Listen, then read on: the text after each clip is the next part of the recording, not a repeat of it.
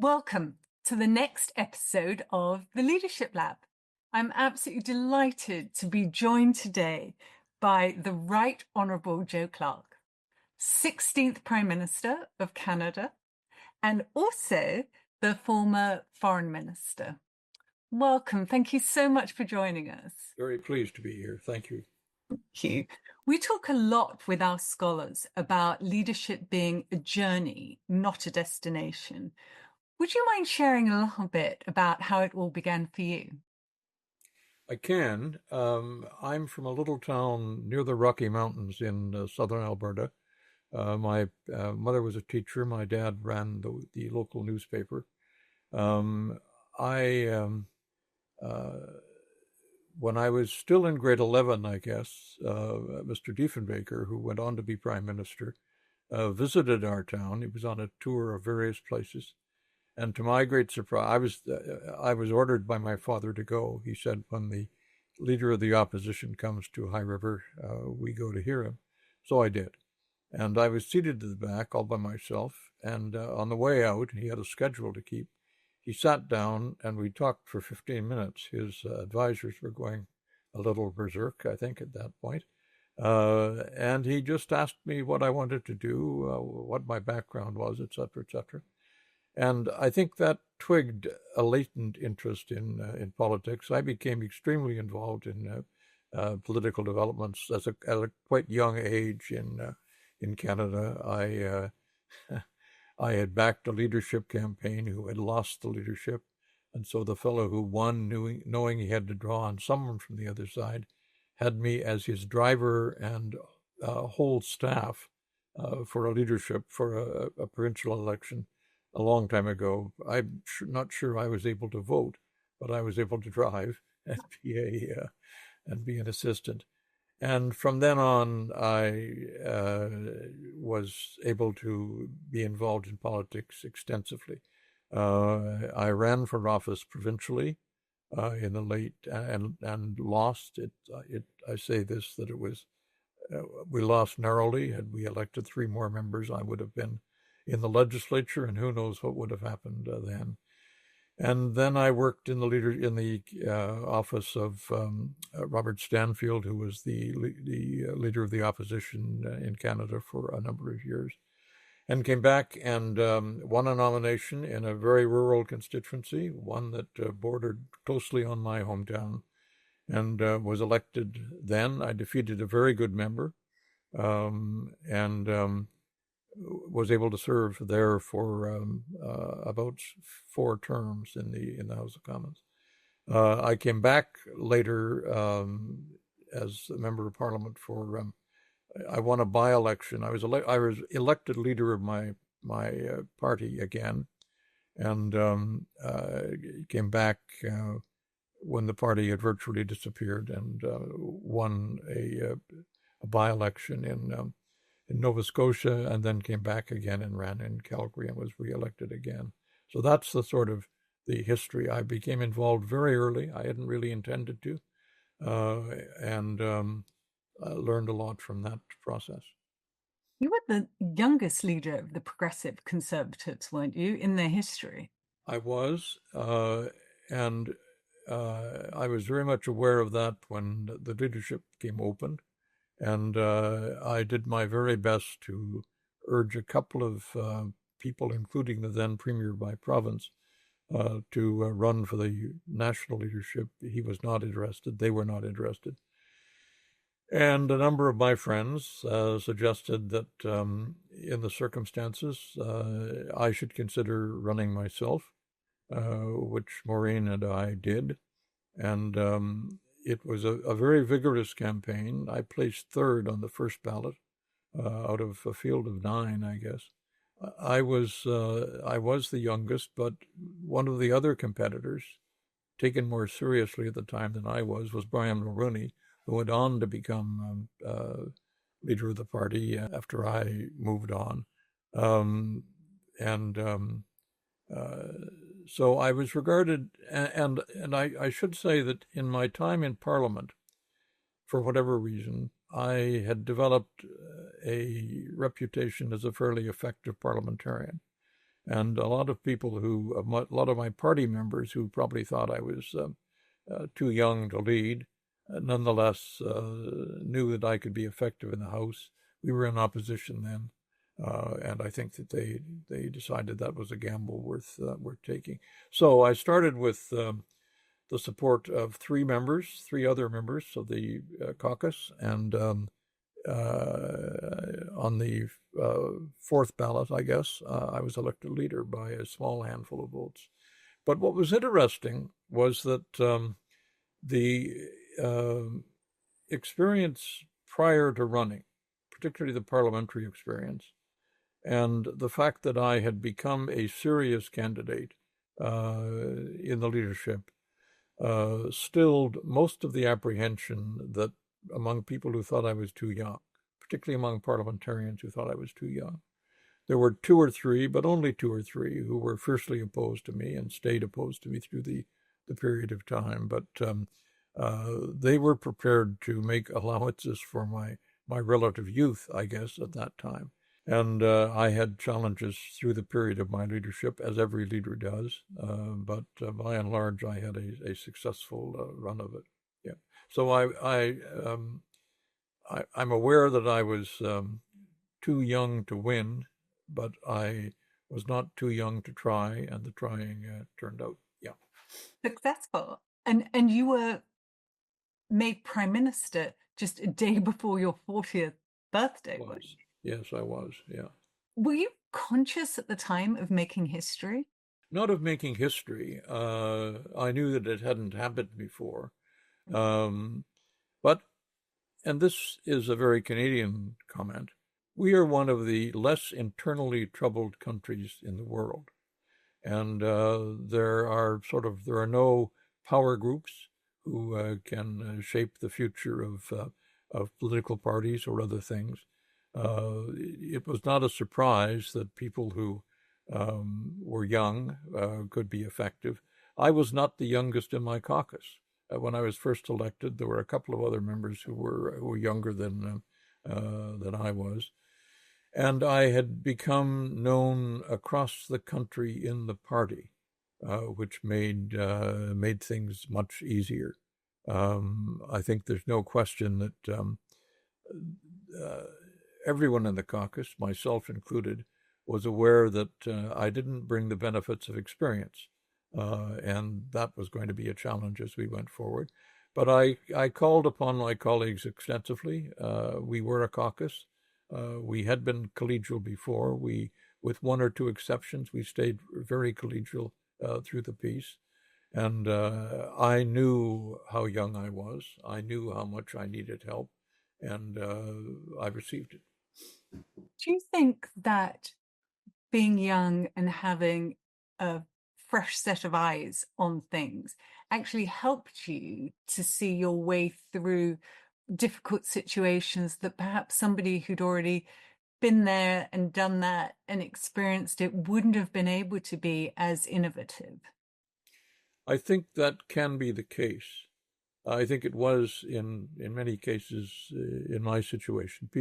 Members of my caucus knew that I was open to sensible ideas, that I was not rigid about matters. Again, I hesitate to come back to this, but my relative capacity on the floor of the House was unquestionably useful, not least because I became leader shortly after television was introduced to the House. And I've never considered myself telegenic, but relative to other parliamentarians, I was able to make a national impression generally. And so the party had a sense that they could have done worse, I guess. And I made a point of trying to engage party members as much as I could. My party has historically been weak in the second largest province in the country, Quebec, and I was not able to crack that. I worked hard at it, but we, at our best, elected only a couple of members there, and that, of course, made it very difficult to form a national government at that time. You had to deal with some major global crises. during your leadership. One particularly noteworthy was the Iranian hostage crisis. And I think your intervention became known as the Canadian caper. Is that right? Can you tell us a little bit more about that? Well, the real heroes there were our public servants. Our ambassador and his team were naturally aware of what was going on and realized and realized that there were hostages who needed safeguarding and did that. And they, in a quite quick period of time, got in touch with my senior officials. My foreign minister was Flora MacDonald, the first woman foreign minister in Canada. And she was on a Wednesday, I guess, a Thursday. She was advised by her officials of what was going on. We spoke on the phone. We then met quickly, and we decided that if they could be brought out, we should authorize their coming out. The people who did that were the people on the ground. They did it at some peril because for a while some of those hostages had to be housed in the residences of some of Canada's diplomats in Tehran. And we evacuated them all. We went for a period of time, sadly, without representation in that country, but we thought that was a price to pay.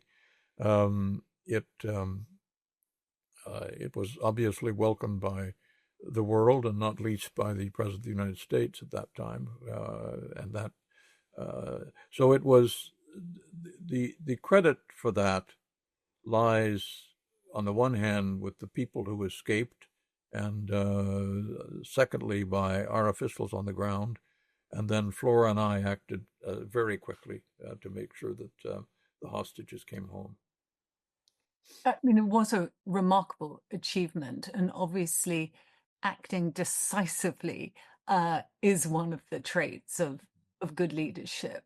What did you learn about leading through a crisis based on that experience? I carried into office a respect for my public service. And these were people who had clear experience on the ground. And I was the leader of the government, but I nonetheless depended very heavily on their advice. And that was, I think it's fair to say, a hallmark of my time in office, both as foreign minister and as prime minister. I knew I had a lot to learn, but I learned it as quickly as I could and was not cowed by my age. When you were, I think, Secretary of State for External Affairs, you were also involved in the famine in Ethiopia, and also, I think, were a strong proponent of sanctions against South Africa during the apartheid time. Can you tell us a bit more about both those situations as well? I had been to Mrs. Gandhi's funeral, and in a Canadian fashion, we had a big plane, so we took the leaders or the foreign ministers of the Caribbean to Mrs. Gandhi's funeral. She was a Commonwealth heroine, in effect. And the situation in Ethiopia became much more acute while we were in the air and on the way back. And we decided that I would stop. I remember when our ambassador took me in to meet the then president, he reminded me that in this country they conduct cabinet shuffles by submachine gun. And I think that was a bit of an exaggeration, but he was making a point about how different this was. We made our case. But I have to say that the real Canadian heroes in that response were the citizens of the country. I have never at any other time seen a swelling willingness to contribute to citizens. Very few people knew they could find Ethiopia on a map, but they had no connections with them. But they did recognize extreme danger and a need to help. And the Canadian public reaction was really quite extraordinary. It has been on other questions. It was in the question of Southeast Asia. And it was a Canadian characteristic which we can't abuse, but neither should we underestimate it as a testament to the character of Canada and citizens. Naturally, the government paved the way and helped in every way we could. And there was a political decision to be taken with quite significant political risks. But again, we took that. And there have been other occasions in which Canadian citizen response has, in effect, driven Canadian foreign policy, not special interest response, because the special interest here was in helping others who were in peril. But that is part of the web of Canadian character, I think. I'm not sure why, except that we are aware of our relative good fortune in the world. And that is the case even among people who have not traveled much beyond our country. I think we have a sense that where we can help, we have an obligation to help. And receiving refugees who are legitimate refugees in great peril is one of those cases. And I should say that while the government played a very active role, Canadian citizens were the real actors on that. As a government and as a leader, did you feel at all conflicted about some of the regimes that you had to work with in service of doing the right thing for the people in those regimes who were suffering? Yeah, you always have to be careful about that. And in a sense, refugees are an easier issue to deal with than some others because they are in real peril. And the question of if one can help, the question of human aid is a prominent matter. But these things do not happen in peaceful countries. So you're going to be going into circumstances where life is difficult and where it is often hard to find. It is hard to find people you might work with on other occasions, but in those circumstances, you do that. What sort of guardrails do you think a leader needs to put up to ensure that they're acting with integrity whilst also doing whatever is necessary to save lives? I think you need to, I was going to say, surround yourself with people whose informed judgment you trust. In fact, they were there before I got there. Many of the public servants did. We brought others in, and we were able to work also in humanitarian cases. Humanitarian organizations in Canada were very interested in Canadians acting effectively, and sometimes their judgment was more knowledgeable even than some of our ambassadors, their knowledge of circumstances on the ground. So we tried to to work in consultation with them as much as we could. It is a risk, obviously, and there have to be limits to it. And one has to bear in mind, there can be domestic limits if a country engages in that too carelessly. But in the issue, when the circumstances are as dramatic as they were in these cases, we act. And, we have rules that we sometimes have to interpret quite broadly. In the Southeast Asia situation, this had nothing to do with the government. This was a public servant. Was interviewing various people who were going to come, and of course those were societies in which multiple marriages were allowed, as they were not in Canada. And instead of saying one of three husbands, two of you can't come, this fellow said, "Which of you wants to be an uncle?" And two volunteered, and the whole family came. That kind of sensible flexibility based upon sort of face-to-face recognition by relatively objective people is a critical factor in all of this. And by and large, I think in refugee responses is recognized as something that has to be done. There are rules that benefit from interpretation in circumstances like that. You wrote a book called How We Lead, Mhm. and in it you talked about megaphone diplomacy and warned against, I think, performative politics rather than persuasive politics and leadership. Can you explain a bit more about that? I was ahead of my time because uh, one of the changes in the world whose consequences I certainly haven't come to fully understand has been the flood of media influence, and it has a number of aspects. But one of them is that people who in earlier years would have been quiet uh, don't no longer recognize they have little to say, and so are saying it and are engaged. And there is a sort of a sense that commentary is the currency rather than action or other things. And it's easy. Modern media makes it easy. I'm surprised at the number of talk shows we have in Canada. They're quite smart people, the people on the talk shows, but they're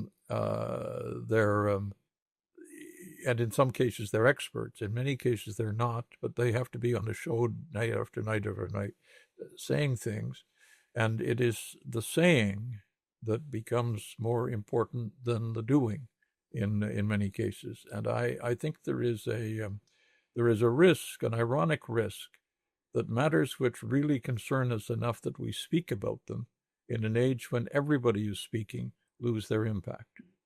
I'm quite concerned about that, and it naturally it impacts public life because it affects opinion. There is at the same time that this is happening, that is in effect empowering people who have things they on matters on which they want to be heard. There is a growing suspicion about the motives of people in actual public office, and so you have a situation when people who should be heard are perhaps more cautious than they should be, and people who have a good voice more than a good view are have a more prominent role. I don't know what one does about that because it gets to the question of absolute free speech. But I think it does deteriorate the quality of conversation in the world. I might be wrong about that. I'm not aware. I'm not current with what is going on in universities, for example, and things like that. But what I know of it suggests to me that there is quite serious conversation still on that level. It's in the public domain uh, where uh, where careless but loud talk can have a larger influence than it merits. Arguably, the leader that is your neighbor um, has one of the most performative types of administration that's ever been seen in the US. How dangerous do you think it is for young people to see that example of governing where it seems to be more about the visibility of the narrative than the substance of the narrative? Well, the other dimension to that is that in every array of leaders, there are going to be some people who are more, on the one hand, informed, but also more serious about making real change where change needs to be made. And then there are others who recognize that their route to power and to popularity has to do with profile. And I obviously the U.S. case right now is that, and there is a new dimension to that in the U.S. case, and it is a question that arises really for Americans because they are the ones who have to decide on this issue. more than others is what risk does that hold, not only to reasoned decisions on difficult issues around the world, but also to the status of the U.S. And related to that is whether there is a sort of a default advantage going to critics of the U.S. In response to that kind of spectacle on the part of the president. Now, one of the things that troubles me personally, I'm speaking only here personally, is that he has learned from what he considers as a previous mistake. His first regime had people around him, many of whom were highly qualified, and most of whom left. And he has not made that mistake again, which means that the inherent constraints are not as strong now. Are there other constraints that might intrude? I don't know. But the nature of political discourse has changed in the U.S., and when it changes in the U.S., the likelihood is that it will change elsewhere. I'm quite worried about that. I think it is incredibly concerning. Is there advice that you would give to any of our amazing Laidlaw scholars of how to avoid falling into that trap of pursuit of power rather than pursuit of impact and making the world a better place? That's really quite interesting because when you are in a position to exercise power, you realize first that your capacity to do that has owes to circumstances. You got elected, but the power really attains, the source of the power is the office you hold, and you have a responsibility to the better traditions of that office. I think that is it is easy to forget that. Everyone can forget that, but that is something that has to be borne in mind. One of the challenges, of course, is at what risk do leaders of other countries put themselves if they engage too seriously in what they might consider acts of restraint in a circumstance like that? And that really comes down to the state of mind of the American population, about which I don't know much. In many other countries, that kind of sort of extreme performative dimension would drive supporters away, would drive a number of supporters away. I'm not sure that it does in the U.S. I'm not sure that it doesn't, but I think there may be a capacity to self-control in the U.S. that has not yet been exercised. I have to say, I don't see a lot of evidence in that. And I think this is a larger question. I think that the public suspicion of politicians and of the political process has had its impact upon people who go into public life and the way they perform once they're there. There were a lot of internal unannounced safeguards to behavior in public life before. There was a fairly large range of things you wouldn't do. That change wasn't driven in one country. That is a modern change, but it's a quite serious one because it has clouded the lens through which public leadership is viewed, and a clouded lens is dangerous inherently. And I wish I had some sense I could do something about that. It may be that the domain you're talking about, speaking to students who are going to be leaders of the future, is the way to do that. And then it's got to be approached in a way that is not simply opposition to one person or to one country, but to a phenomenon that to some degree exists in a lot of places. And and has to be dealt with. I found in the Canadian House of Commons all those years ago that, with a couple of exceptions on a genuinely controversial issue, while arguments pro and con would be made, there would be, by and large, a consensus as to what should be done and what shouldn't be done. It wasn't necessarily reflected in the actual votes that were cast, but if push came to shove and a really important issue was at risk, I think in those times a consensus would have been found among parties to either step away from or mitigate the questioned issue. I'm not sure that is the case now. I think one of the major problems we're facing has been the deterioration of political parties in the world. Well, I can't speak for the world. In the Western world, I can speak with more confidence. And it's not that they are inherently weak; it is that they are more broadly the subject of suspicion. They're not able to generate the kind of public support that they need for authority.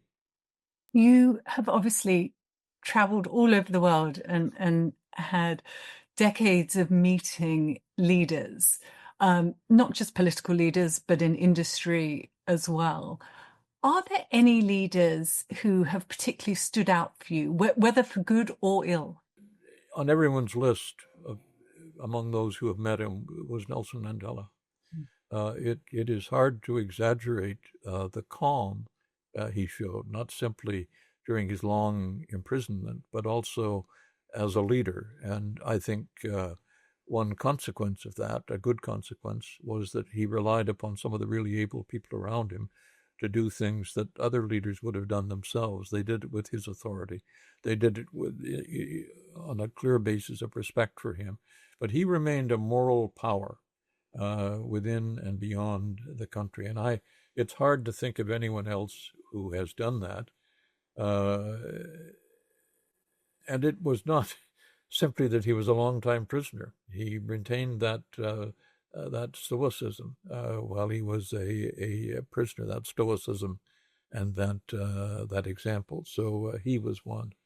One of the people with whom I worked closely and whom I greatly admired was George Shultz, who was the Secretary of State of the United States, and who was a very tough defender of the U.S. interest when it needed to be defended, but who was also aware of the legitimate interests of others and took account of them.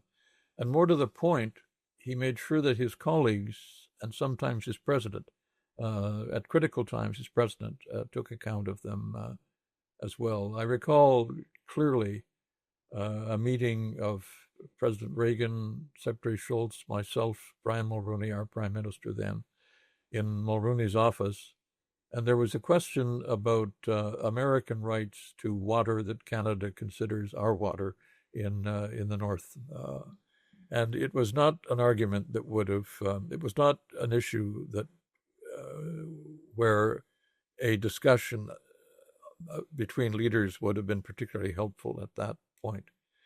And President Reagan was concerned about this issue. And two things happened. One was that Brian took him over and showed him a globe and said, Ron, here's what we're talking about. Here's you, here's us. And George Shultz, who probably in a private briefing would have admitted there was a larger dimension to that discussion, said, well, that's a powerful point, Ron. And we went out with it. And he was not being disloyal to his leader. He was being loyal to his leader. But he was also doing that in a way that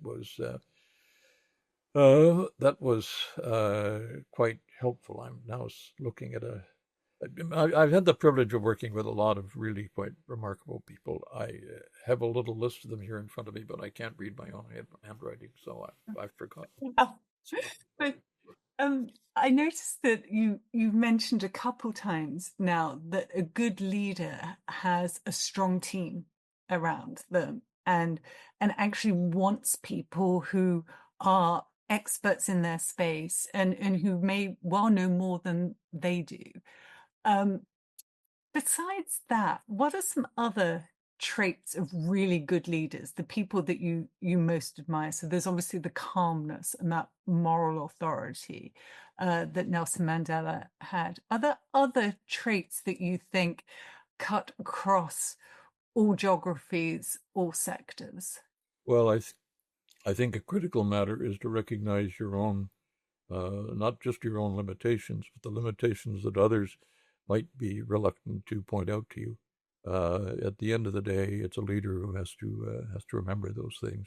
His a George Shultz kind of associate will find his ways to do that, but that's a hard thing to do.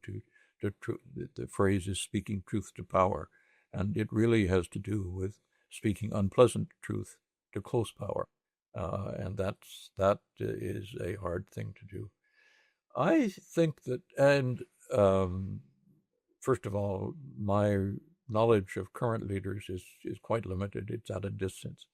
But of those with whom I worked, I found most of them to be uh, well motivated, very well motivated, conscious of their humanity. There were a few who thought rules didn't apply to them, but not many. That may have had to do with the realm from which I come, which was by and large a Western realm. But I found it also in Africa. There was a very interesting experience in Africa on the anti-apartheid campaign, um, because while it was a dramatic change, uh, it had to be approached in steps, and it had to have consensus beyond a handful of relatively privileged, rich countries.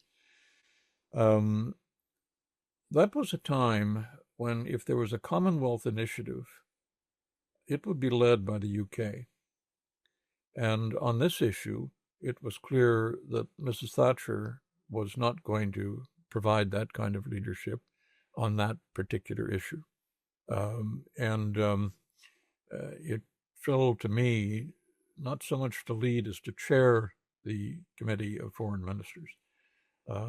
Gareth Evans of Australia and I had probably been the most vocal on the issue, and also had been the most successful in persuading our treasuries to support the actions that had to be undertaken. But what was interesting was that once someone who was not the founding country, the British Empire, was in the chair, and the frankness of the discussion increased substantially.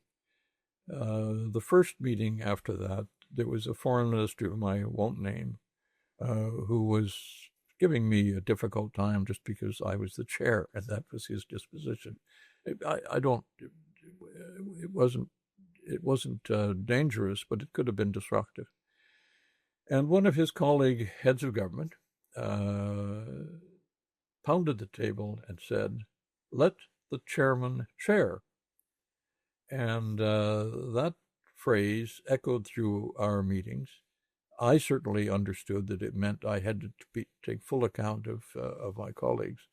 But it also indicated that while I didn't carry the weight of the British crown, this was a new arrangement for the Commonwealth, in that the UK Prime Minister was not necessarily in charge, and I don't want that to be overstated or misunderstood, but it was a change in the relation of the Commonwealth towards its founding nation, and it nobody articulated it that way, but it became clear, and I have to say that the organization functioned more effectively from that time on, more effectively and more frankly, in that ideas that Gareth and I might have had were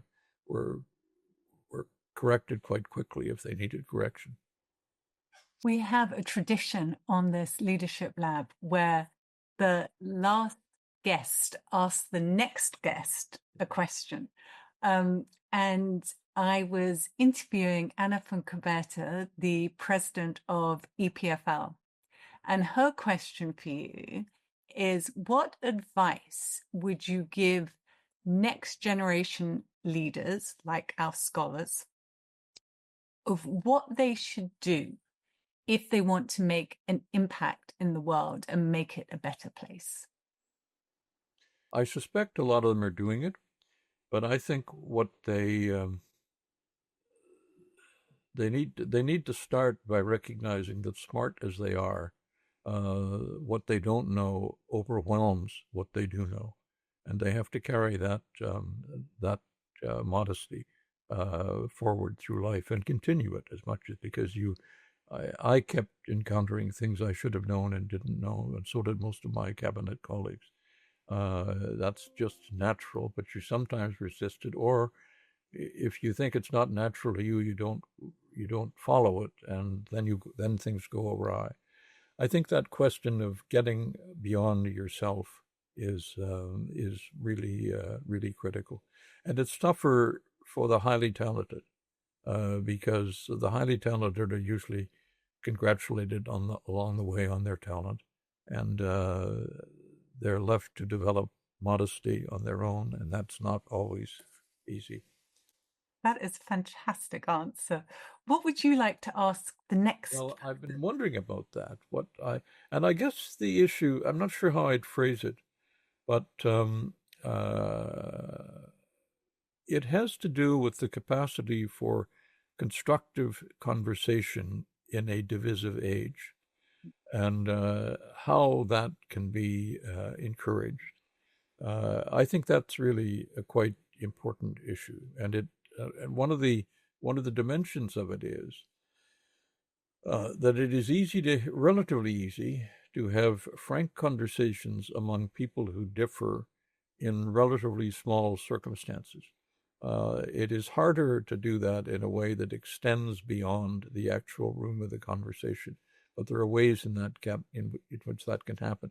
The principal one being the understanding that there will probably be some consequences to whatever is decided in the conversation. I think that for all of the chatter, we are less in touch with one another than we were in earlier opportunities.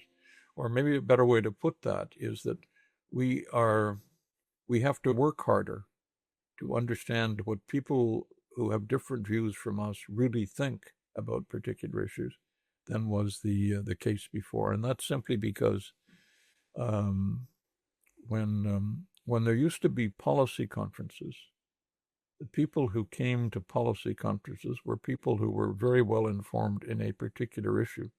Those were the speakers. The people who came as guests were smart enough, but they knew they had things to learn. And I think that uh, recognition as a practical day-to-day attribute of realizing how much you have to learn is really quite critical. And it's probably more intense with younger people. I think it does.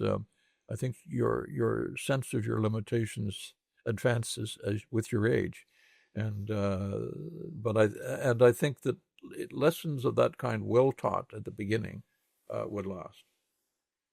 That is incredibly powerful. Thank you so much. I really appreciate you sharing all of your wisdom, your experience, and your time. It's been an absolute pleasure. Thank you. Thank you very much, and thank whoever made the technology work, because I couldn't have done it alone. Well, we should thank your wife. We She was shall. absolutely Yeah, superb. it was. Thank you. Yeah, okay. Thank you.